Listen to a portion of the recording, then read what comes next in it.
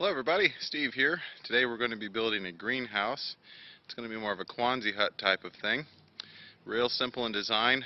I just got back from my favorite hardware store, and until they pay me to endorse me, we'll just guess on who it could be. However, let me show you the job site we're working with. Here we are.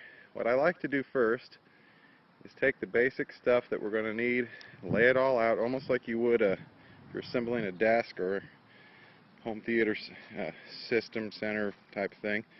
Make sure we've got all of our pieces and our parts. This is all 1 inch. I like to use in a greenhouse electrical conduit versus regular PVC pipe because it's more durable and it doesn't get brittle over time. So these pipes here are 1 inch. They're 10-foot long sections. You're going to need 6 altogether, but right now we have 4 2x4x10s laid out. You can build this how big or small as you want. This one I'm building is a 20-foot long, so that's 2 10-foot sections. You can see here what we do is we go by and go every 24 inches or 2 feet and make us a line. That's where we're going to center our guy, and he's going to get screwed down onto that board eventually. And do that all the way down on both sides. Then in here, obviously this being the end piece, we have a T. So you'll need 2 T's for the operation, and the rest will be 4-way crosses there. You'll notice the 2 poles in the middle here. That is going to go inside our other 1-inch conduit that's going to go down the middle as well. But you put that inside for more support. That way your roof won't collapse on you later. But that's where we're at with it for now, and I will be taking more videos since I'm by myself and piecing it all together for you as we go along. Thanks for watching. Hey again. So let me give you a little briefing of where we're at. What we've done here is put 2 screws all the way down. We've attached that. It's all the way over there, 2 screws at the end. These are 3-inch screws. I've got all these attached, and now what I'm doing, that's a before, that's an after. Put 2 screws in there, that way it just ensures that they're going to stay put. We've run our center pieces down, and last but not least, remember this metal pipe. This guy right here, he's went in there, and I don't know if you can see it, but he's nestled in there, and that'll give our roof a lot of support. So here in a second we're going to go and put it up. Well, good morning, Steve here again. It's day 2 of our project. Yesterday my father came out to help me. You're going to need some help when it comes to setting up the actual frame of this thing, because there is a lot of spring tension in those guys. Let me tell you, that thing will launch you if you're not careful. But basically a little bit of a painstaking process, but that's where we're at with it now. I've got my door framed in there, and that's where one of our IBC totes is going to be. I'm opting not to go with a window in the back, just going to frame all that in. And basically all that is just some 2x4s. And you just want to toe screw them in at the bottom, and then come over here and just screw through the pipe.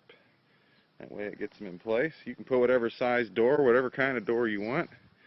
I'm making mine 40 inches wide so that whenever we get another tote, it'll fit in there. And now I'm getting ready to plastic the thing.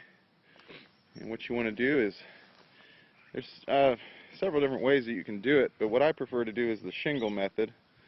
So I've got my first strip, and then that's going to go on the bottom row first, and then I will layer it, and then eventually a cap on the top. We'll finish it off, and then the sides, of course, will be done last. So that's where we're at with it, and basically this is a 100-foot roll by 10 feet wide. Get them anywhere. You just want to roll it past where you're going so that you can adequately attach to the other side. I prefer to wrap it around the corner posts, if you will. Kind of wrap it on the inside and then staple it. And it's what you're going to do is use a staple gun. Just staple as you go.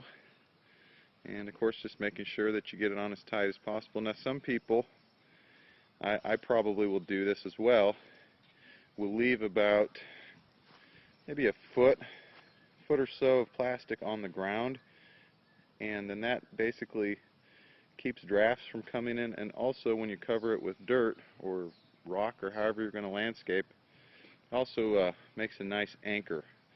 This thing is pretty sturdy as it is. It's very heavy. Don't let it fool you. But then that will really definitely ensure that the wind isn't going to carry it away for you. So that's where we're at with it now, and I'll check back with you a little later. Bye. Hey everybody, Steve back at you.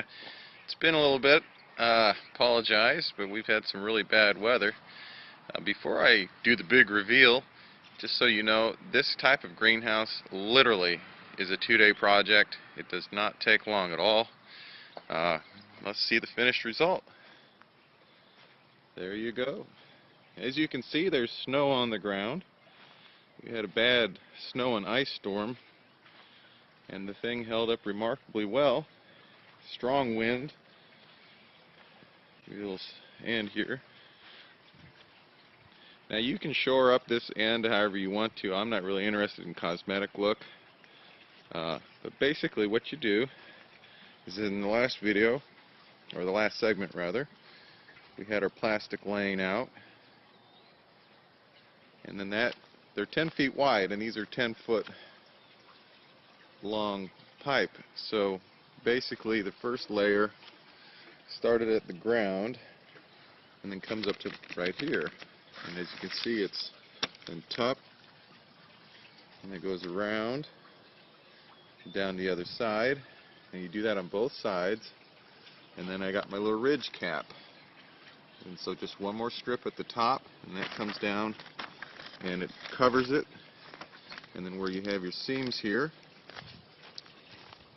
just put just some duct tape, and that holds really good. You can, I did here a little bit just to try and control it, but I put some silicone underneath here just so it wasn't flapping so bad. But you do want to try and keep some ends of it open and breathable, so that when you do get, especially if you live in an area with strong wind, that the air has somewhere to go. But as you can see here, we haven't covered it yet, but we have our layer of plastic down, and actually the snow and ice just kind of ran off and covered it for me, but that also helped keep it down. Here's the other side, and here's a good shot of the that panel. It's coming off the roof, or at the top rather. Getting the duct tape, and then the sides, just do the same with the sides. And then here's the door.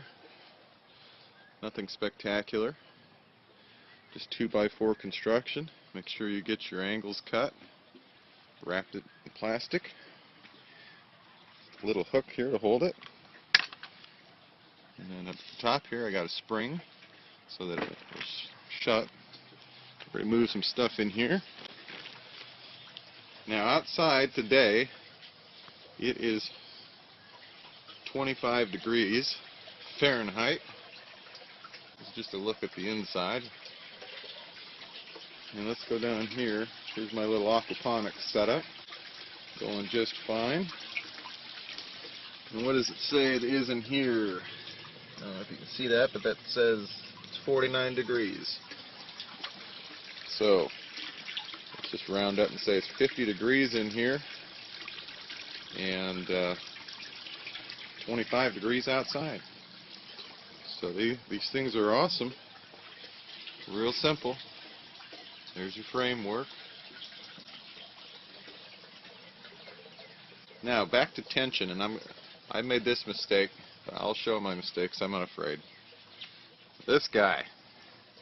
there is such tension right in here that I inadvertently, I don't know what happened, but I decided I'm going to put a staple in here and staple some of this plastic down, and as soon as the staple pierced this thing, the pressure, it just snapped it.